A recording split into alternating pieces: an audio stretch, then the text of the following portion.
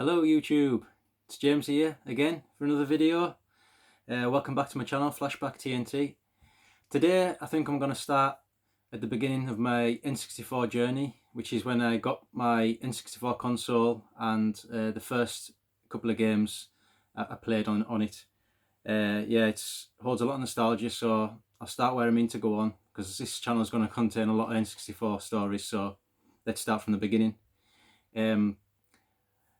I was 11 at the time, and I'd followed the console release in magazines, and I can remember reading the magazines in Morrison's. My mum and dad used to go shopping every Thursday, and I'd read the official Nintendo magazine, and I followed it in that. Magazines like this.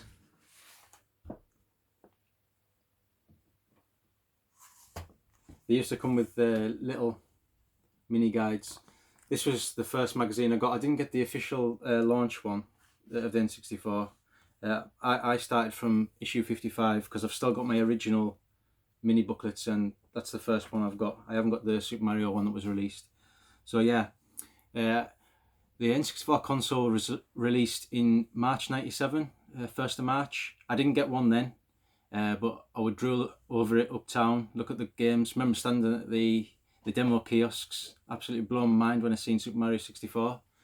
I can't remember how it happened, but I can remember around May time, my mum decided to get me an N64 console. I can't remember pestering her too much, but I must have done, because she said, I'll get you one as an early Christmas present, but you wouldn't be able to have a Christmas present this year.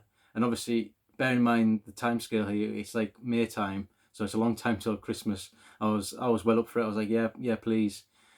So we went down to Virgin Media Store, and we got this console. Obviously not this original. This isn't the original one, but it was like this.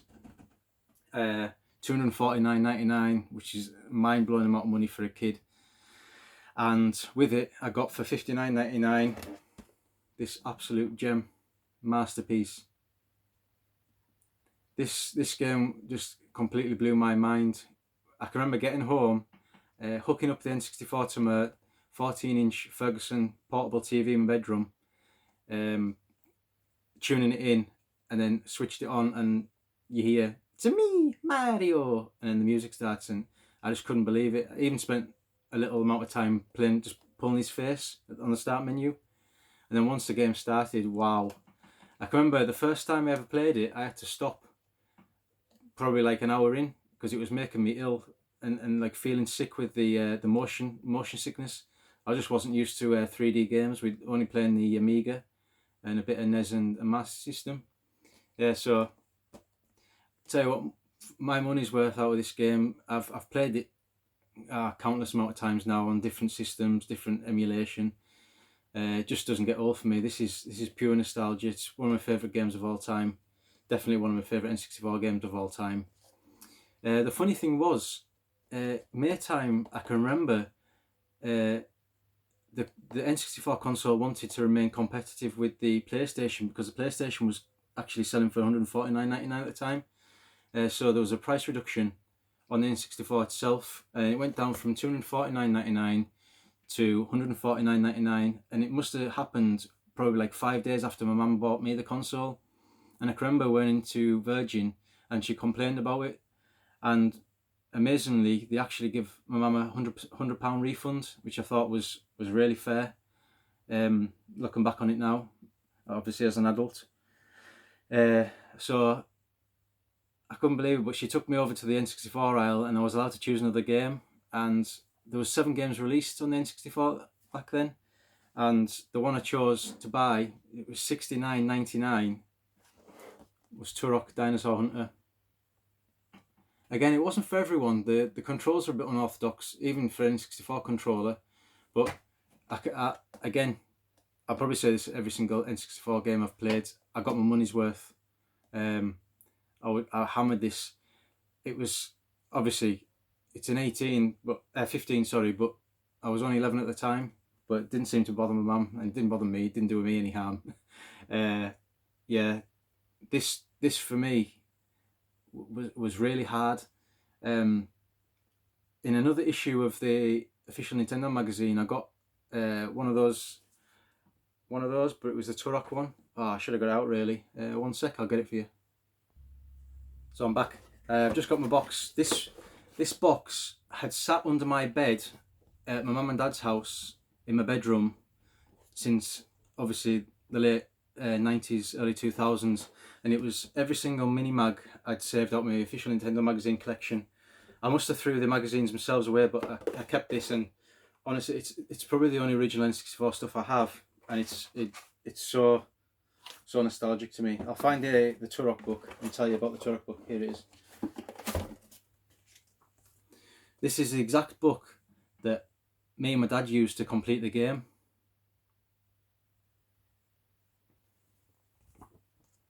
It was so hard. I can even remember the first level I got stuck in. I didn't realise you had to look down a ledge to another little ledge, and you could jump down and progress the level. I just got stuck. This book helped me get past that, and me and my dad went through it, albeit with some of the cheats as well. I used the cheat to use all the guns, but even so, we had so much fun. I remember sitting on the floor in front of my TV. I had one of those like dual.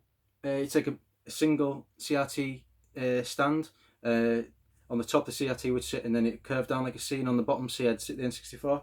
I'd sit in front of it, my dad would sit behind and lie on my bed across, and he'd just read the book to us, and I would do the actions on the game. Absolutely amazing times that.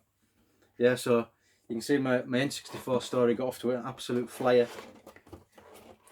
As a kid, it was just absolutely mind-blowing to me, the graphics, the stuff you could do in games, the freedom. It was another big step up from playing 2D platformers and things like that as well. Yeah, so I hope you've enjoyed the first instalment of this.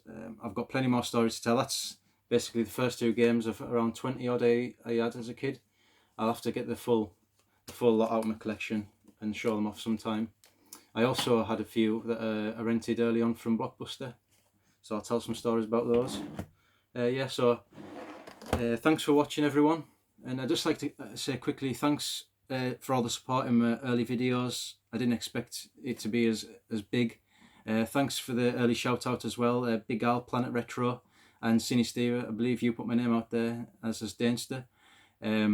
Plus anyone else that has. I might have forgot people.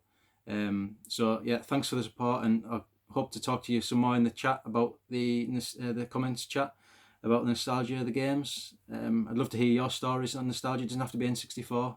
Yeah, so thanks very much, guys, and I'll see you in the next one. Oh, by the way, before I go,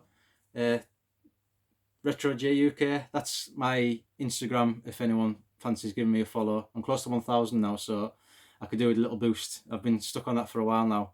Yeah, this was made by the wife for me. Thanks very much, guys. See you in the next one.